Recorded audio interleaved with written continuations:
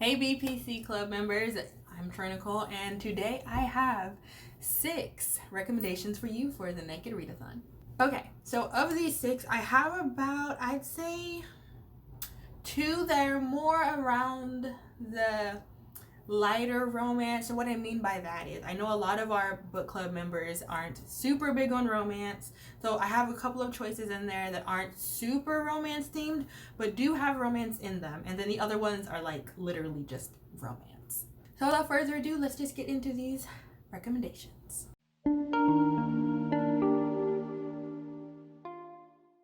Okay, I have mine written down because if I don't write things down I will not remember them. But the first one I have is, honestly, I think I just put this one in because I just want everyone to read a book by this woman, and that is With the Fire on High by Elizabeth Acevedo. This book is centered around Imani, who is trying to juggle life, motherhood, and family, as well as a new blooming relationship with a boy at school, all the while having a really great opportunity to work in her favorite field, which is working with food. I think one of my favorite things about this book is that it's a really good balance of her relationship with her family, her daughter, her baby daddy, the new love interest. And I think this is perfect for people who don't really want a romance-centered book. Like it's a very familial book and a very coming of age type book, and I think it's really great. And also you cannot go wrong with Elizabeth Acevedo. Okay, my second book is one of my favorites. I love this book, and this is one of my book boyfriends, but that I can't talk about that right now. We're gonna wait for those Instagram prompts, so make sure you're following us on Instagram. Number 2 is I Think I Might Want You by Christina C. Jones.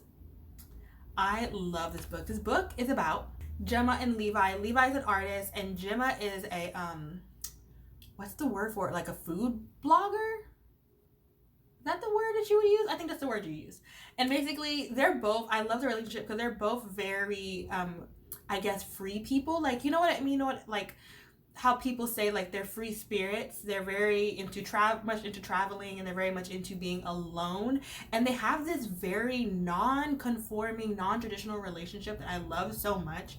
Gemma is not trying to be tied down, even though Levi makes it very, very obvious that he wants her. And I just think their relationship is so beautiful, and just like how they work around what they want from each other as well as what they want out of life to come together and work out how they can both be together but at the same time be the free spirits they are. Oh my gosh, I love this. And Christina C. Jones is just, come on, Christina C. Jones is just Christina C. Jones. Number 3 is Will You Be Mine by Rosie Adams. This one is about a girl named Hallie. I hope I said that right. I look at it and I see Hallie, but I guess it could be Haley, but I see Hallie.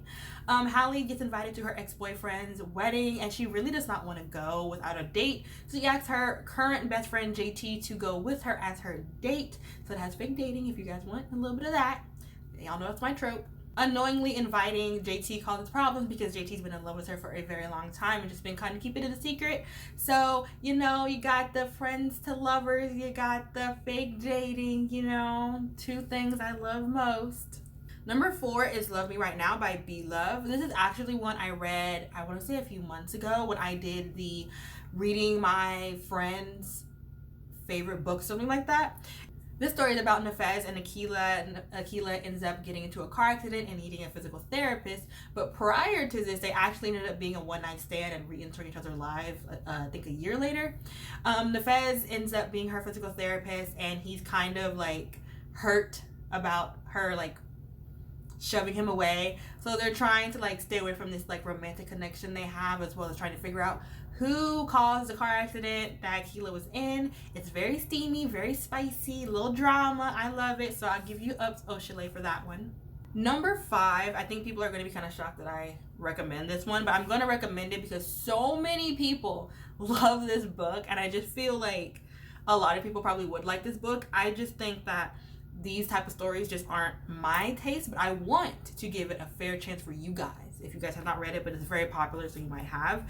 That is A Princess in Theory by Alyssa Cole. This is about a girl named Naledi, and she is an orphan, and she's just trying to make her way through school and through just life for a black woman in America. And Thabiso, Prince Thabiso, which is partially why I don't like this book. I'm not big on princessy type books. But he goes to America to meet Naledi, who was supposed to be his future wife, but her family moved to America and never came back. And so his future was kind of upended and he had to end up being engaged to somebody else. But he wanted answers as to why they uprooted their life in their hometown in Africa. And so he goes and he kind of accidentally has to like lie about who he is to her because she doesn't really believe that there is a Prince Thabiso in this African country. So he moves in next door to her, I believe. I think it's like right across from her. And he's pretending to be one of her work staff at her job. I will admit this book gets very steamy and there are some really good steamy scenes. So if you like some steam, this got up in there and kind of early. I'm not gonna lie, kind of early. And if you like the prince type thing, then this is really for you. Okay, the last one is another one like the first one where I said it's like it has romance, it's about romance, but it's not the central plot, and there's a little bit of fantasy in this. So if you want some of that, this is YA as well as the first one. That is Opposite of Always by Justin A. Reynolds. I read this with the book club last year, so if you did read this, of course, just bypass any of these you've already read.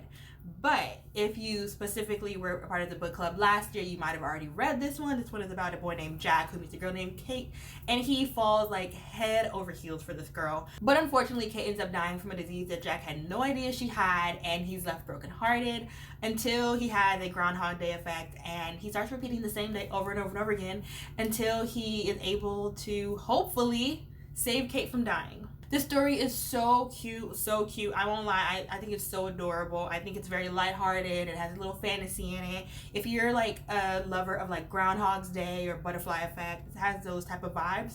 But just in like a more like teeny type instance. And I think we've said this a million times when we talk about this book. There are 2 married black parents in this book. That is amazing.